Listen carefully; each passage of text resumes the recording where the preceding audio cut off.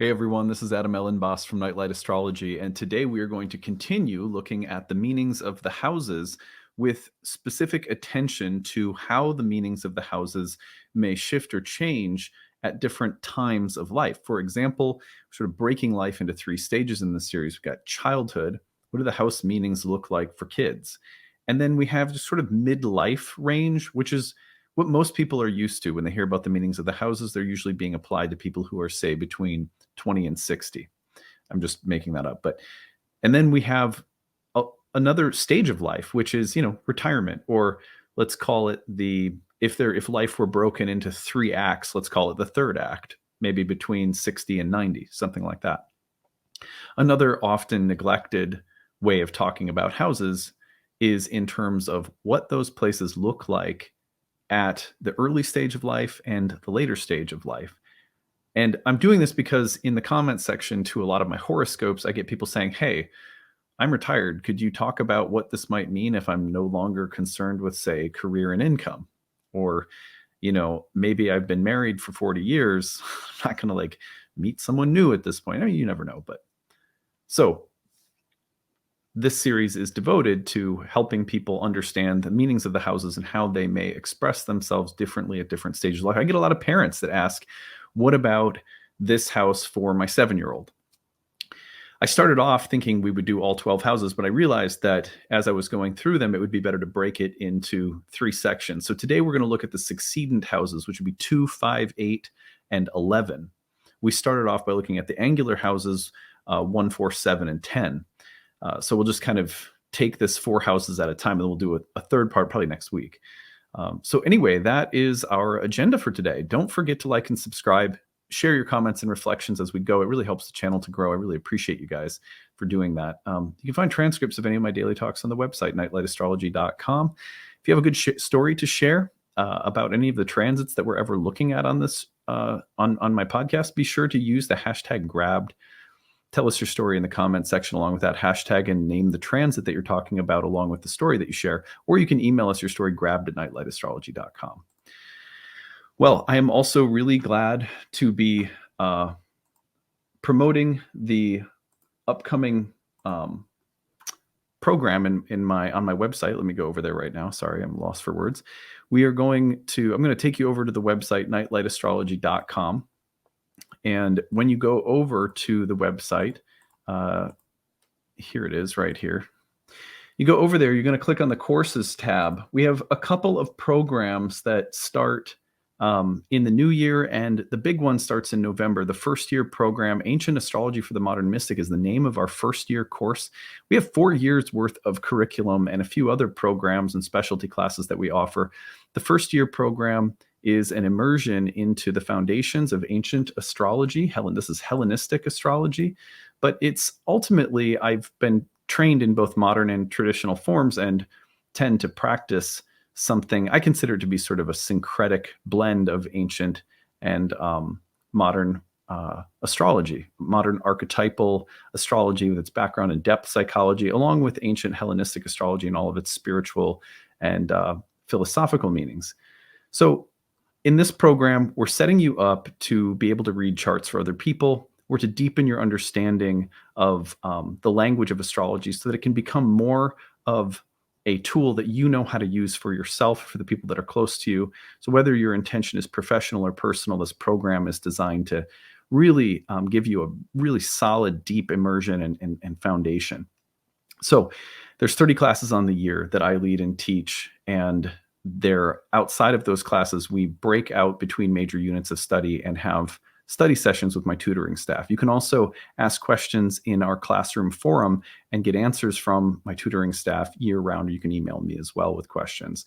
There's a ton of bonus material, as much optional homework and listening as you feel up for. There's a lot of it. It's not necessary to do all of it, but people who want to get everything out of the class have literally, hundreds of hours worth of stuff you could do outside of class if you wanted to, that I recommend reading or getting in touch with. So anyway, it's a really thorough, deep, immersive program. At the bottom, you're going to find the options for payment and registration. The one I want to make sure everyone knows about is that our need-based tuition contracts are open. We have a limited amount of them available, so we ask people to apply early, apply right away. If you want to take the program and you need a little help to make it happen financially, you need something that matches the fixed budget that you're on, or the limited income that you might have for something like this. We understand that people are in different places, and we hope that this option will allow people to come and study with us. Um, and make life a little bit more easy. We don't want people to go outside of their means reasonably to invest in astrology. We want people to pay within what they're able to. So it's a big part of the like value and mission of Nightlight as an astrology school, and it has been for 13 years. We've had thousands of people come through. About probably 60% of our students are on a form of need-based tuition or scholarship. So we invite you to apply and take advantage of that. All right. Well, that's some of my announcements for today. And what I'm going to do now is I'm going to bring up a chart so that I can walk you through the meanings of houses 2, 5, 8, and 11 today from the standpoint of childhood, and we'll call it retirement. Okay. So, and again, like the purpose of this series is really to help all of you out there who are students of astrology, or those of you who like to listen to horoscopes regularly, to learn how the meanings of the houses might change depending on the stage of life you're in. Or again, if you're a parent, what stage of life your child is in, or something like that. So let's start with the second house. The second house, all of the succedent houses are called succedent because they, by means of the diurnal rotation that brings the sun in this direction around the wheel clockwise. That's the rising of the sun, the culminating at high noon, the setting of the sun, going down beneath the earth, anti-culminating, and then rising again. That 24-hour motion brings both planets and signs through the 12 whole sign positions hour after hour. You can almost imagine that for ancient astrologers that the 12 houses are like 12 positions in a circular tarot spread. And as the signs move, it's like cards moving through the positions. Okay, position 1 is, the past. And, like in a tarot spread, you might have a 3-card spread that has the position, past, present, and future. But the cards will be different depending on which cards you flip over in those positions. The signs and planets are sort of like cards rotating through the positions of the houses. The houses, from this standpoint, gather or take one sign at a time. This is called whole sign houses in ancient astrology. When we're considering this movement of signs and planets through the 12 whole sign houses, the general motion that they move in is clockwise. So every succedent house carries one similar meaning, which is that it is preparing to become the angular position next. House 11 is about to become house 10. It's aiming toward or moving toward the 10th house. House 8 is moving toward the angular position of the 7th. House 5 is moving toward the 4th. House 2 is moving toward the 1st. So they're called succedent because they succeed the angles. They come after. Sometimes they're called post-ascensional houses insofar as they rise into the powerful position of the angle in time or in sequence next. So that carried a kind of symbolic meaning for ancient astrologers. This is something we break down in my programs extensively. But the basic meaning is that things in these houses take time to develop and cultivate, and they are always related in meaning to the angular house that they're moving into. So for example, the second house is related in meaning to the first house, which is the body, the personality, the psychology, the health of the native or of the birth chart owner, so to speak. So the second house planets are things that have their relation to the body, personhood, well-being, health, and vitality of the native. And they are things that the native will cultivate in time that add to the native's abilities, or that add to the native's values or worth or accomplishments or sense of self. And so you can think of the second house like a garden that within which are growing all of these different facets of your selfhood that in time will yield results. It is also everything that is growing in your garden that adds to, contributes, or supports your very well-being. So this is why it has the meaning of money, for example. But also, more broadly speaking, it's a house that has to do with anything that you acquire or possess that can be supportive to who you are. For this reason, the second house at different times has been associated with a wide variety of different topics, all of which basically have to do with things, people, energies, skills that support the native in their health and dignity and sense of self. So the second house is about what we develop and what we cultivate that is adding to our sense of who we are, or our health, or our stability, or our vitality. And so, for this reason, sometimes you hear it as the house of resources, possessions, money, but these are all derived from the basic meaning of that which is cultivated and in time comes into the identity or possession of the native, or acts as a support for the native. So in childhood, this is really, really interesting. Um, this can be something that, uh, you know, even from the time that kids are little, planets in the second house will show up in terms of what they are what they're working to develop within themselves, as that could be in terms of skills that they're developing, or the very most basic kinds of skills that will lead to more sophisticated or complicated versions of the same skills in adulthood that could end up contributing to their career and their livelihood. But it's also about innate abilities that we need in order to be stronger or more capable as people.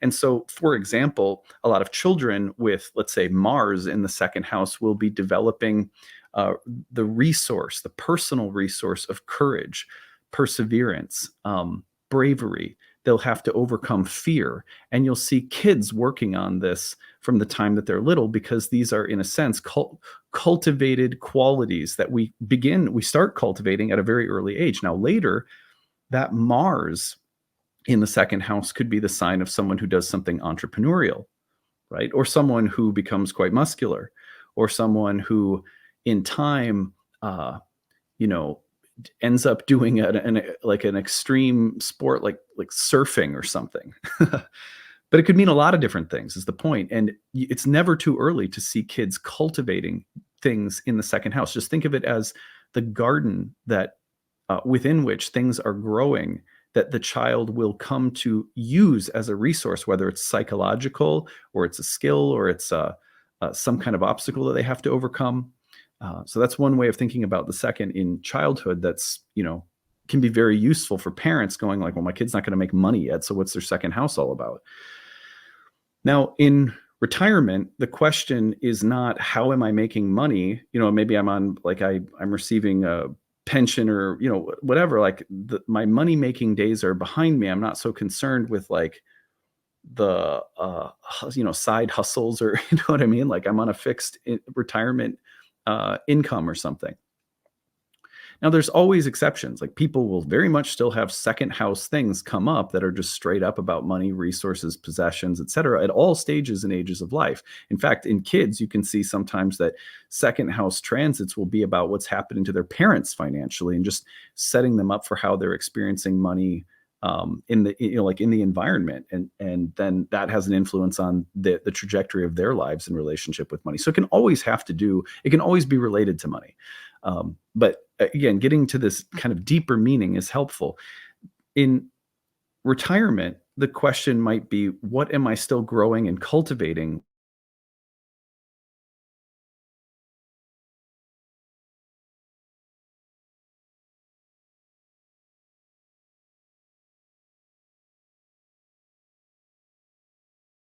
within from those of my clients?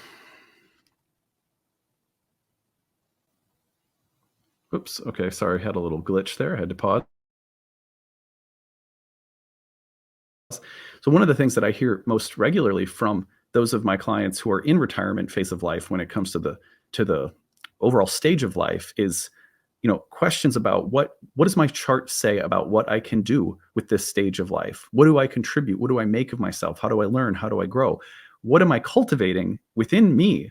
Is a question for all ages and stages of life, and it doesn't have to be about money. So, retirement, it might be a skill, or it might be a hobby, or it might be, um, spiritual development, but the kinds of change. They just they just look different, and there's different, kind of getting to deeper layers of the onion as you get older, peeling back the layers, and it looks different to be working on the qualities of the second house in the third act of life. Looks different than the first act in terms of how those archetypal patterns show up. But it's still very much a question of, what am I cultivating within the garden of my psyche? What skills am I developing? How do I add value to my life? What kinds of resources do I have, and what are the ones that I'm in need of, personally or materially? And that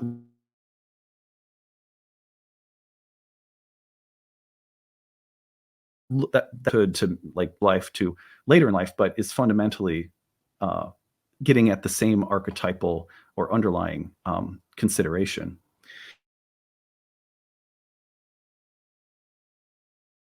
Okay, so that is the wheel here, and place. Let's go to the fifth house next.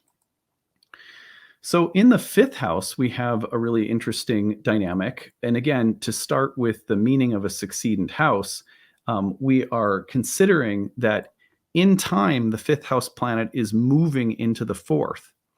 And so there's this sense of what is supporting, or what is moving to or related to the fourth house topic, which is, remember that house, going home after a hard day's work, that kind of thing. Well, the fifth house was called the joy of Venus, and was associated with pregnancy and children, and joy and fun and creativity. And so, one of the most, I think, sort of esoteric ways of understanding the fifth house has to do, remember, it was called the joy of Venus, and a house of pleasure, enjoyment, recreation, associated with like sex and romance, but also pregnancy, and creativity. All of these qualities are closely associated with the need for release from the worldly occupations, a concern with dharma or sacred duty and social standing in the 10th house of Arta, right? We talked about the 10th house as our concern with mastery and skill and occupation and things like that. Well, the seventh house, Kama, is associated with pleasure. And the fifth house, in many ways, is as well. But this is a pleasure that relates very closely to the topic of moksha in the fourth house. One of the things that we do to be released from worldly obligations is to seek creative fulfillment. Now, seeking creative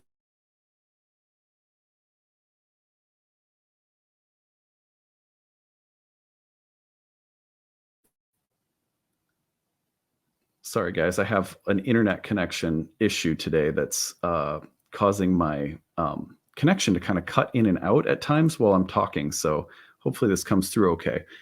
But at any rate, you have the fifth house is a place where you can think of as in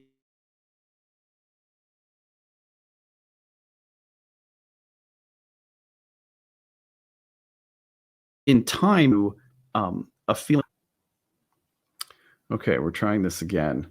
I'm not sure how well this has been coming through, because it keeps like chopping out and then the recording picks up again. So I've never had this issue before. It's very Mercury retrograde at the moment. Um, so going back to the fifth house, it's a little bit harder to make the connection between the fifth and the fourth. Like, it's not as intuitive for people. But basically, like, what do you do when you go home at night to your house? One of the things that you do is you seek to deepen your release from the world through creative activities. So, for example, in the evening you watch Netflix, or in the evening you make love, or in the evening when the sun goes down and you're in the privacy of your own home, you you can kind of spread out creatively. And so there's this just really intimate connection between the pursuit of pleasure and creative fulfillment, and even the birthing of children, and the need to be connected to things that are of eternal value that sort of liberate you from duty and occupation. So the fifth house is so intimately, it's like pleasure and creativity as it is related to the need for release from the world and the need for a kind of private sphere within which there is both like a surrender, a safety, and a creative flow.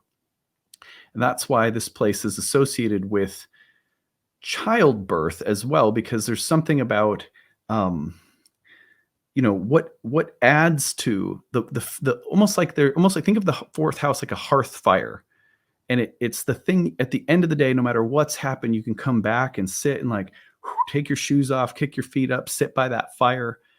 And then what do you do to add logs to that fire to make it a warmer, more beautiful, safe, satisfying environment? You that those are all the concerns of the fifth house. What are you cultivating that adds to and deepens your experience of release, happiness, creative fulfillment, etc.? And that's why it's both related to happiness, pleasure, creativity, childbirth, and so forth.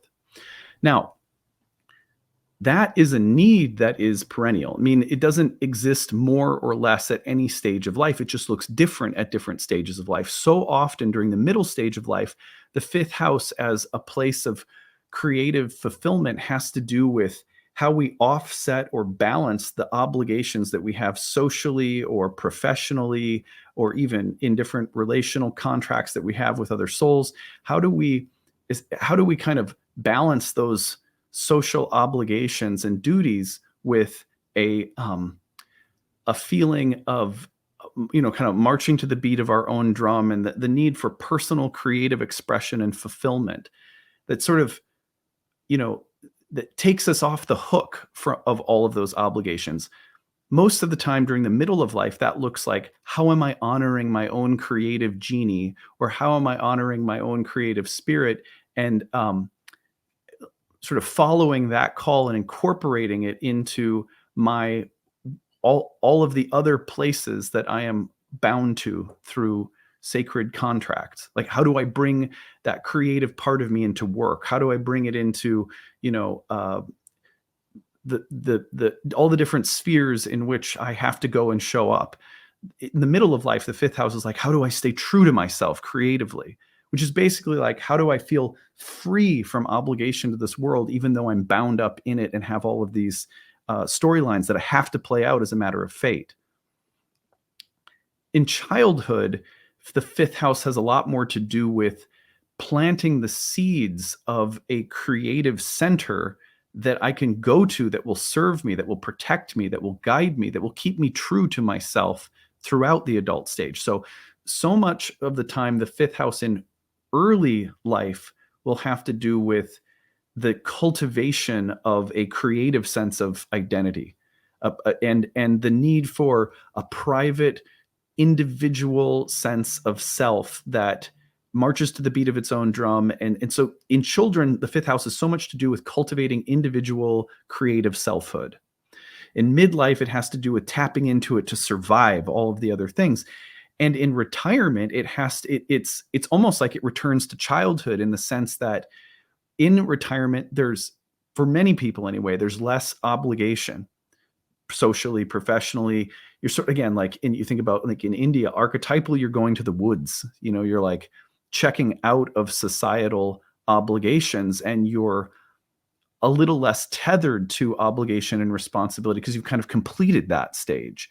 And so you're like a child again, in a way, where there's more freedom. So a lot of the things that I also work with in the retired like demographic of clients that I see is, how do I reactivate or awaken that creative part of me that was maybe less, like more bound up, and had a harder time expressing itself. There was less room for it because of marriage, family, work, bills, etc. during the adult stage. So, in India, the Grihastha ashram is like family, work, responsibilities, obligations, and your ashram is basically tending to those things. Well, that doesn't leave as much space for creative fulfillment. And that's a part of, that adds to moksha, which is liberation from the world. So, one of the things, ironically, that liberates us from the world is kids, right? You have kids and they help lighten the load. Later in life, they help take care of you. So children, in a weird way, are adding to, not only do they add to they bring like a creative dimension to your life, because they're literal creations that then, have this way of feeding back to you, and being, your kids are your teachers, and they keep you true to some kind of core creative, uh, they point you back to certain core creative truths about who you really are that you can't avoid in the mirror of your kids. So, like, children have this very profound meaning in the fifth house, actually. But in retirement, your children's legacy will also be this very important thing. Like, if you're a grandparent, the fifth house can take on very special meaning, not just in terms of what's happening to your grandkids, but in what valuable insight you can only receive when you've sort of graduated from midlife, and in the latter stage of life, now your kids are like this very deep, instructive meditation, in addition to all the fun and creative fulfillment that they may provide through, grandkids and things like that. The other thing, of course, is just that in the latter stage of life, again, so many of my retired clients are saying, what do I do?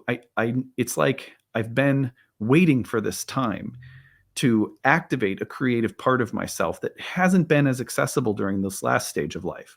So that becomes a huge question in the latter stage of life, because it contributes, that creative essence is part of how we start to shed baggage from this lifetime and lighten the load going into the next lifetime. It's the creative selfhood and our ability to tap into it in the latter stage of life that, in a sense, completes the mission, which is why the fifth leading into the fourth is also about, the fourth house is about release from the body and death. The fourth house was associated with death.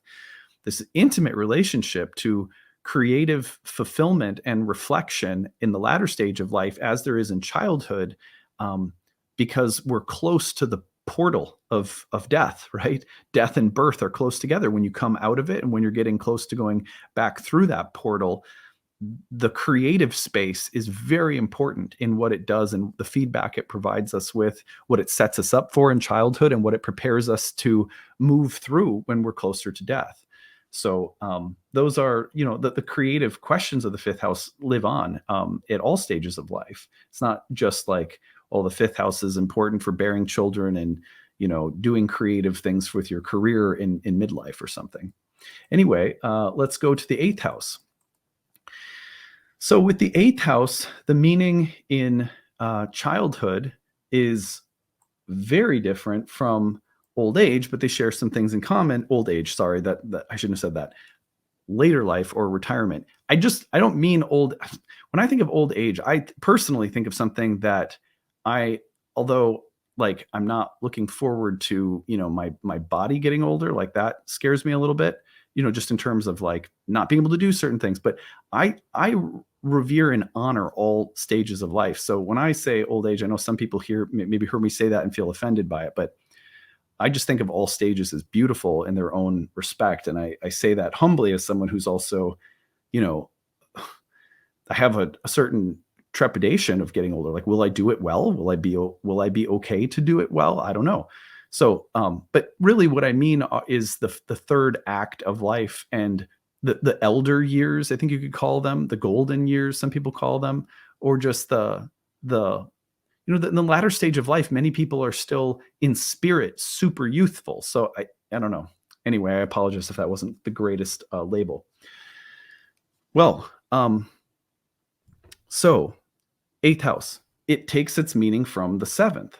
It is a house that in time is moving into the seventh, the angular place, which is called the setting place. And so this is a house that is preparing for setting. Setting in the West means disappearing. And so this house was associated with death because it looks upon the inevitable setting. Everything rises and everything sets. So this house has to do with the eventual and the inevitable death or endings or conclusions or resolutions of things. For that reason, this house has this sort of morbid meaning. It's like, well, it's a house that was associated with fear and anxiety about the future and with death. It was also associated with taxes, penalties, debts, obligations to other people, like kind of like karma that you owe other people. Why? Because it is a house that is preparing for the inevitable conclusion of something or the resolution of something. And it has a little bit of an ominous feeling to it. So, because it's a house that's preparing planets to set or resolve, it's about what they are looking forward to as a kind of like an ending or a conclusion. So it has this kind of like anxious looking forward at an inevitable conclusion that's coming.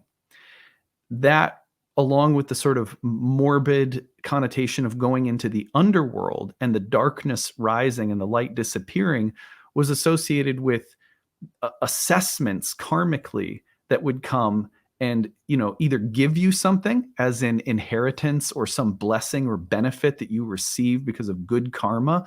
It's like the scales are being balanced. You're going into the underworld next. And so there's the sense of the eighth house in time bringing rewards and benefits that come karmically through circumstance or other people, or debts, taxations, obligations, and penalties that come through other people, both of which are associated with the inevitability of the planet sort of setting in the West.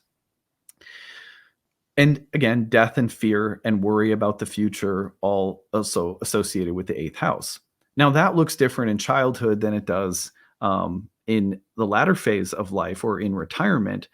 But in many ways, the eighth house is pretty consistent throughout all stages of life.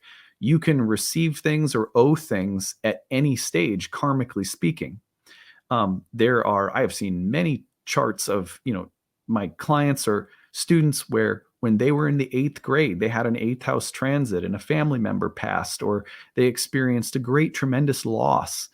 People who grow up in families where suddenly the fathers or mothers out of a job and they lose all their money and they have to move, or, so like karmic moments of reckoning for good or bad happen at all stages of life. It's a pretty universal house in that regard. It very seldomly has to do with literal death in my experience. Is that like sometimes it does, but a lot of the time you're looking at the eighth house as a place that brings the inevitable, that brings things by a matter of fate and karma to pass. And sometimes, like Jupiter's in that house or Venus is in that house, you'll see that sometimes tremendous benefits come to people through just the balancing of the karmic scales. But the eighth house can also have to do with those difficult things that come. Well, again, there's not much difference there might be a difference in the way that people experience that at 8 years old versus 70, but largely the house remains the same throughout life in my experience. The more that you're in the latter stage of life, say retirement and beyond, the more that you will see, for example, friends, peers, people that are in your own like peer group will pass or will start to suffer eighth house consequences that are, more related to disease, suffering, death, etc., because the stage of life is closer to the exit ramp than the on ramp. And that's so you do in latter stage of life, the eighth house will sometimes bring up death and departures from the world or the body more literally than it will at other stages of life. And that just has to do with the fact that, the older we get, the more death we see, because for most people, at the natural progression of life, you'll see some death along the way, some people more than others, of course. But latter stage of life, death becomes more of a normal, real thing. Its presence is becoming more, the inevitability of our own passage is becoming more real to us. And that is sort of reiterated by the fact that it also happens around us more in that stage of life. And I was thinking about talking to a relative of mine who was like, I started becoming much more aware of my mortality and accepting of it post-retirement because a lot of my friends started passing or dealing with very serious illnesses. And, so like the stage of life, the seventh house, the setting place, was also associated with death. For most people, older age is closer to death. And so the eighth house may be a little bit more literally connected to death in later life. But often that's not for the native themselves, but for things and people happening around them. In childhood, the eighth house can have to do with the fears and anxieties that are sort of like in like this, this kind of dreadful feeling of the inevitable factors in life that we have to confront or face that we can't avoid. And for children, that may be very psychological. For example, lots of kids that, they have Mercury in the eighth house or something, they might deal with social anxiety. And there's this feeling of like, it's inevitable that I will face people and that I have to deal with and work with the reality of, my nervous system and other people, some of which are safe, some of whom are safe, some of whom are not safe, and so on and so forth. So what shows up as an inevitability psychologically or, literally looks different in childhood than it does in midlife than it does in later life. And we experience the inevitable obstacles and challenges differently in early stages and later stages. One thing I will say is that when, things come to us as a matter of fate that are very positive in the early stage of life, it often takes us until later in life to really recognize what gifts we've received. And we have to be careful of the eighth house, like kids who grow up with a bunch of eighth house planets that really indicate things like prosperity, wealth, abundance.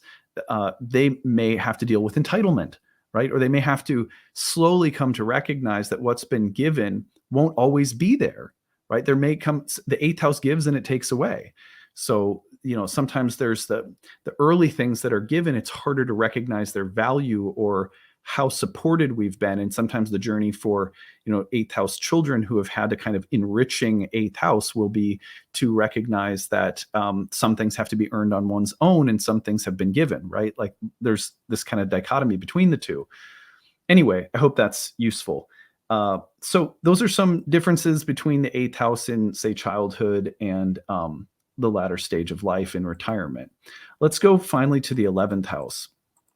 So the 11th house is a succedent house again. So its meaning is derived from the fact that the planet is moving into the 10th, which is the place of the career, of public reputation and image, mastery, rank, maybe, your professional title, bosses and powerful people. So because the planet is moving and the sign is moving into that house in time, this house has to do quite literally with everything that supports the development of our name, rank, fame, position, title, occupation, that develops our status recognition, that develops our career. So for that reason, the 11th house is called the joy of Jupiter, and it was called the house of allies, benefactors, blessings from heaven, and basically also a place where we find the assets of powerful people or of beneficial influences that somehow aid us in developing all of the 10th house qualities. Now, in modern astrology, the meaning that the 11th house is generally understood as that place of community.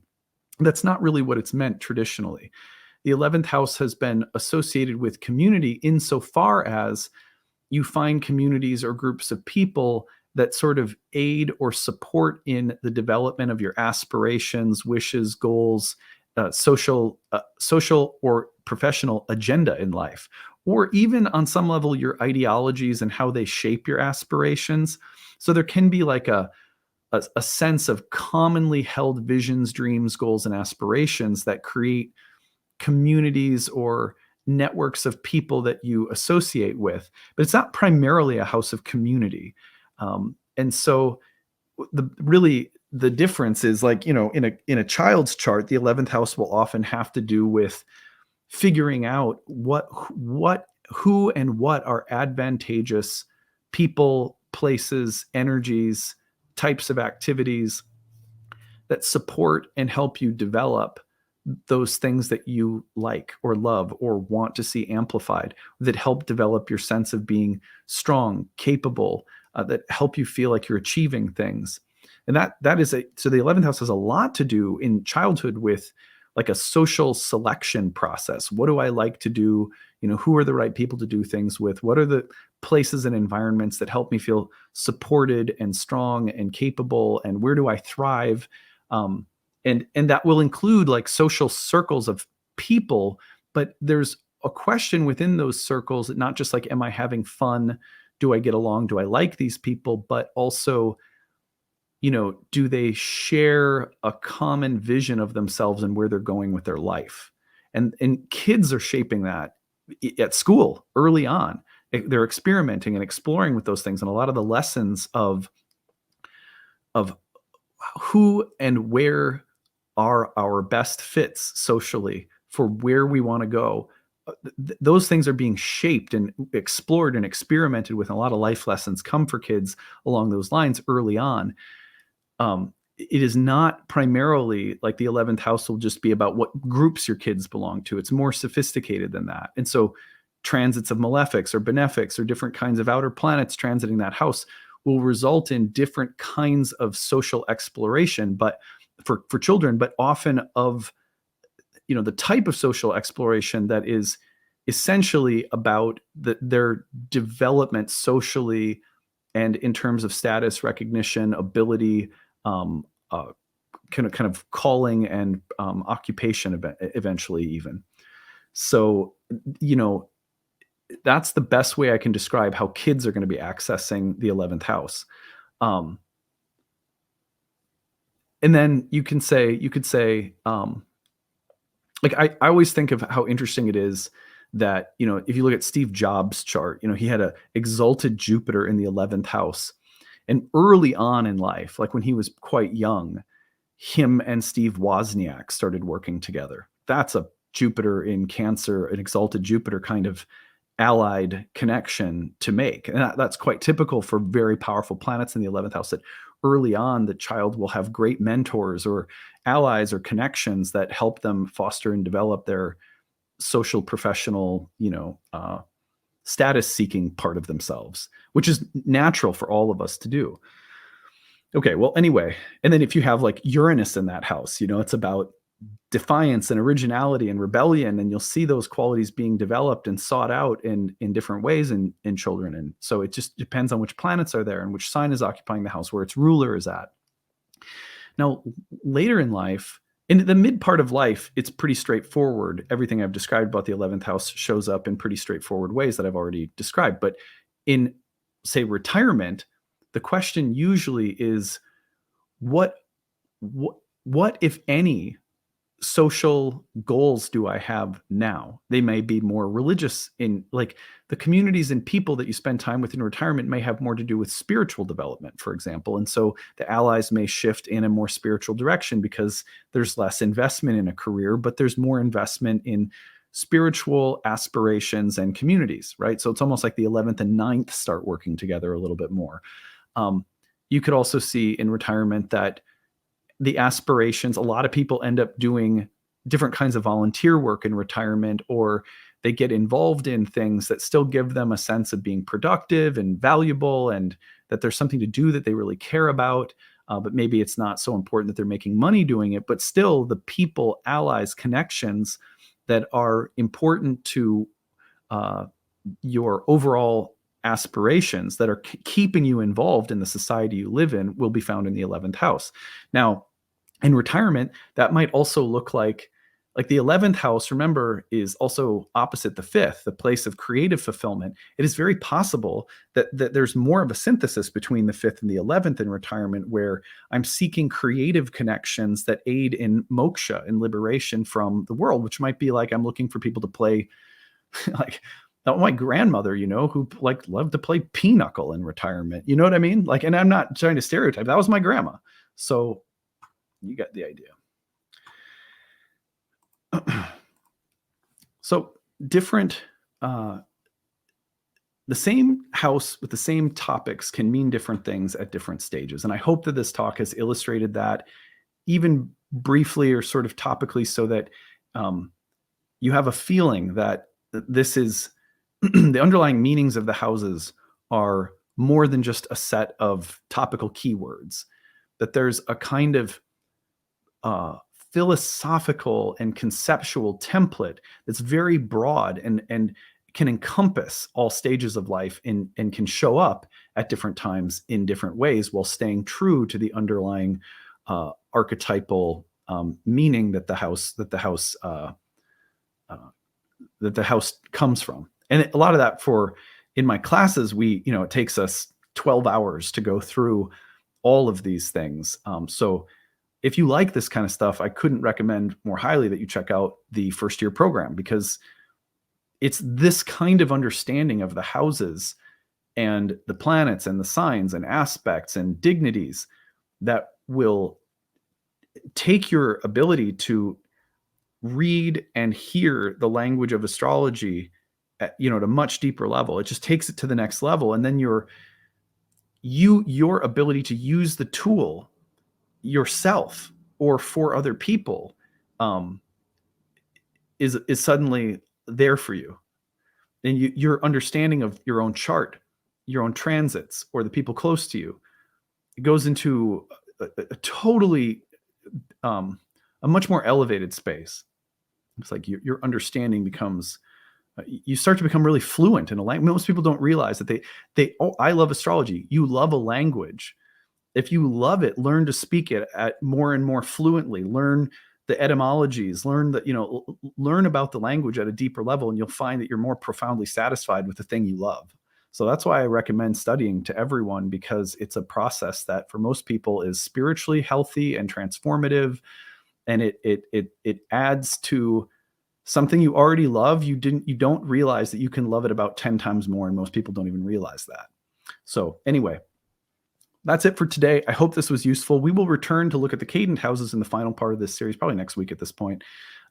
And again, a heartfelt apology for all my retired community who listens, who feels like, I got a number of messages over the summer being like, hey, could we talk about some of the houses in these horoscopes for people who are past career stage, for example. So hopefully this is a step in the right direction. All right. Much love to all of you. We will see you again soon. Bye.